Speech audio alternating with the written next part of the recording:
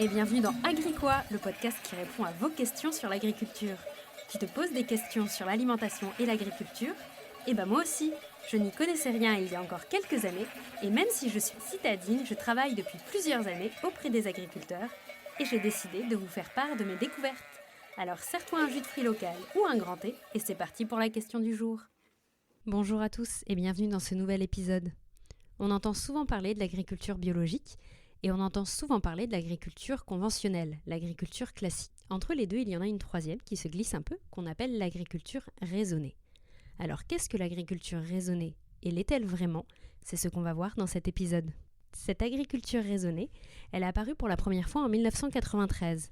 Elle était portée au départ par l'association phare, F-A-2-R-E, qui est Forum de l'agriculture raisonnée, respectueuse de l'environnement, qui revendiquait déjà des principes liés à ce type d'agriculture. Mais cette idée, elle a été rapidement reprise dans le décret d'État de 2002, donc reprise par le gouvernement, et la définition finale adoptée est la suivante.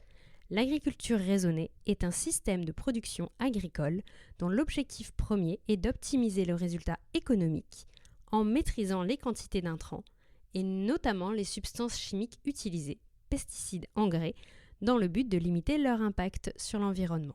En gros, on essaye de maintenir l'économie, donc la productivité économique et agronomique, tout en essayant d'adopter des pratiques plus vertueuses pour l'environnement. On essaye de conserver les deux. Et c'est en cela qu'elle est très différente de l'agriculture bio.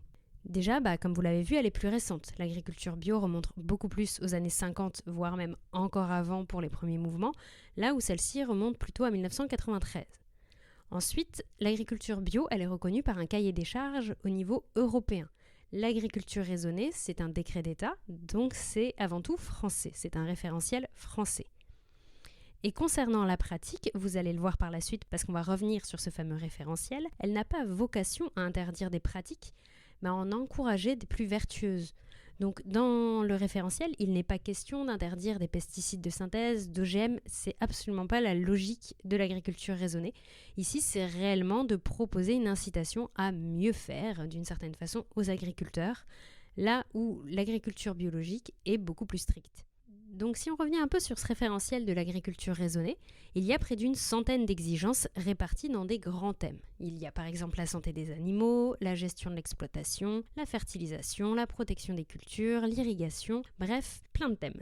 Et dans chacun d'eux, il y a des règles énoncées qui sont déjà obligatoires et certaines qui sont à rajouter en plus pour améliorer ces pratiques. J'ai classé un peu les différents points, les différentes règles en 3 groupes. La première, c'est qu'il y a beaucoup de règles obligatoires, en fait de base fondamentalement dans l'agriculture. Donc par exemple, il est dit que l'agriculteur doit tenir un registre d'élevage, c'est-à-dire un espèce de cahier dans lequel il note les antibiotiques qu'il donne à ses animaux, les interventions des vétérinaires, ce genre d'éléments qui sont de toute façon obligatoires.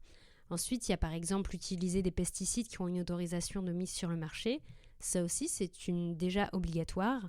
Ou nourrir les animaux avec des substances autorisées. Là également, rien de bien nouveau. La deuxième partie, elle relève plus de la transparence et de la traçabilité. Donc en gros, ça va être de contrôler de plus près l'usage des pesticides et des engrais. Par exemple, en améliorant leur stockage, en évitant les pertes, en ajustant les apports.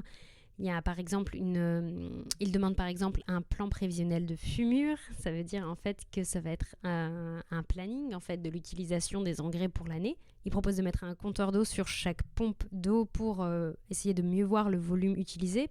Bref, vous voyez un peu la logique de pouvoir monitorer au plus près possible les consommations de l'exploitation afin que l'agriculteur ait une meilleure vision des choses. Et la troisième voie, qui est la plus intéressante, on va dire sur le volet environnemental, qui va rajouter des points supplémentaires.